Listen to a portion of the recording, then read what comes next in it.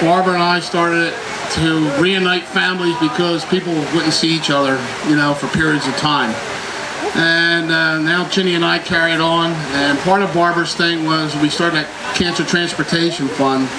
And for anybody that wasn't here last evening we had our Monte Carlo night. We raised over $19,000. And we'll add in later today, we'll announce how much we made in donations. But last night was very touching because we've been working with Dr. Rubin over here, who's going to talk in a minute, with Hahnemann Hospital, and giving rides to people who couldn't afford rides. But we had a local lady who had contacted B.R. Williams, who we use for transportation, to ask them what it would cost to do a ride for her for 7 weeks for chemo. And they gave her at first she had gotten figures from other places. Let me backtrack.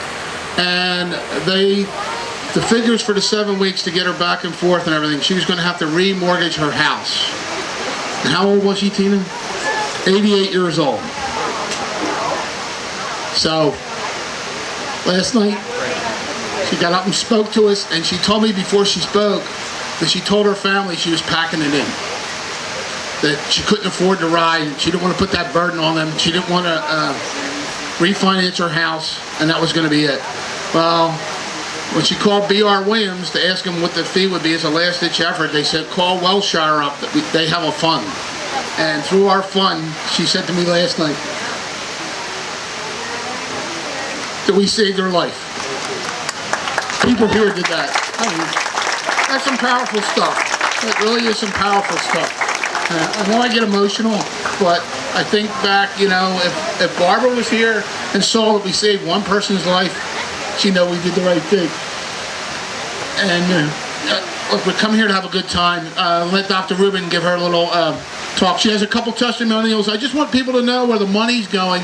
We don't take 1 penny of this money for administration, anything. All this money goes to the fund.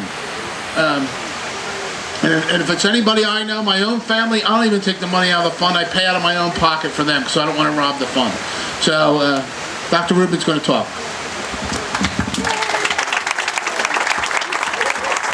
Thank you. As usual, it's an honor to be here. And as Lou said, I can give the treatments, but I can't do what Lou can do to help get patients back and forth. And in this economy, getting back and forth for treatments, patients have co-pays, they have larger and larger out-of-pocket expenses for their drugs, and it's becoming a big problem for patients to get treatments. And then to add insult to injury, if you have to, those of us who are here with families are blessed, but there's a lot of people who are elderly and don't have families and don't have money, and on top of their, we could forego their co-pays in our office, which we do for ourselves, but I can't get them back and forth. And Barbara, maybe looked down on us today, sat in there, and she did not want to have anybody not be able to get. And Lou and I came up with this idea, so we now have given, that you heard last night, but over 150 patients have gone for their entire course of treatment to be able to come back and forth without having to take the bus, without having to take SEPTA, and to be able to get door-to-door service. So you have saved a lot of lives, because a lot of these people would have given up or gotten sick and have just not been able to get their treatments. We actually have one person who was going to come today, but she was got too sick, who lived in Center City and then had to move to Delaware to a relative's house. And she said, I don't want to give up getting treated in your office because you've all taken care of us. And we looked around, and my office manager says, oh, it's going to be a very big cab fare, because she'd been on there. And we looked around and decided that she had about 3 more months worth of treatment. And we just said, you know what? You're not going to have to change. You're going to be able to get your treatments. We will send a car service to Delaware. And she is one of the happiest people. You know who it is, right? She's one of the happiest patients ever, that she did not, on top of everything else of not being able to afford living at home, not to have to lose her doctor family. So Lou, it's a tribute to you.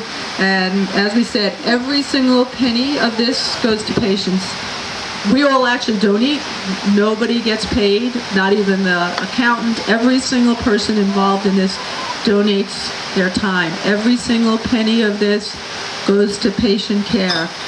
We ask the patients what they need. We've actually even bought one patient a couch because she couldn't sleep on her bed. She needed to be sitting up. And we bought her a small couch. Every single penny goes to patient happiness, getting through cancer tolerable. Cancer is what it is. We can't get rid of the disease yet, although we're trying, but we can make people's lives more tolerable.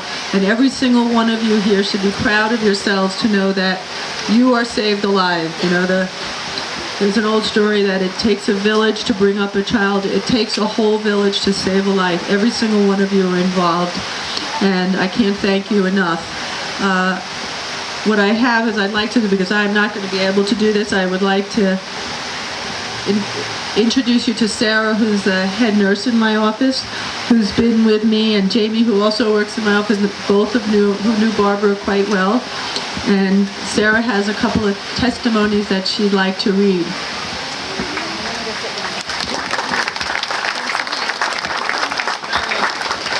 So today my grandfather has asked me to speak on his behalf as he is unable to be here as he's experiencing a proud pop moment and watching his youngest grandson perform in a play.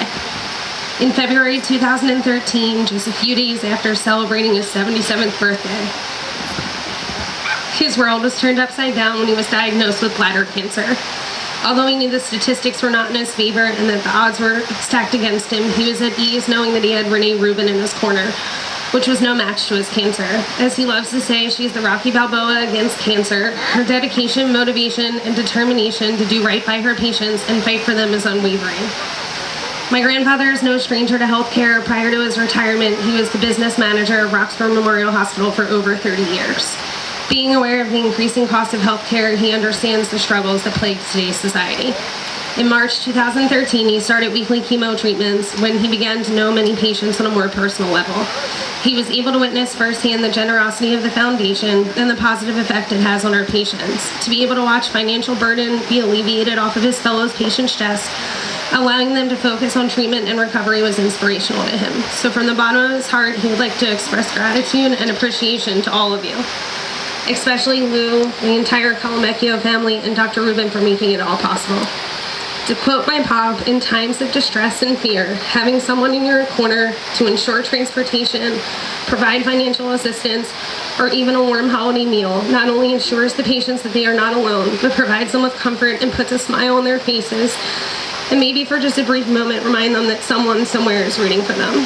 He would again like to thank you each from the bottom of his heart and remind you that what you are doing is entering a patient's life through your generosity at their darkest moment, and in situations like these, heroes emerge and compassion and care is overwhelming. Thank you all for your commitment and compassion. It provides a light for so many of our patients and their families. In closing, it was both an honor and a privilege to know Barbara. I'm so overwhelmed with emotion to see how her memory lives on and her selfless act of compassion for others carries on through the generosity of the foundation. So thank you again for being heroes to all of our patients, but most importantly, a hero to my hero.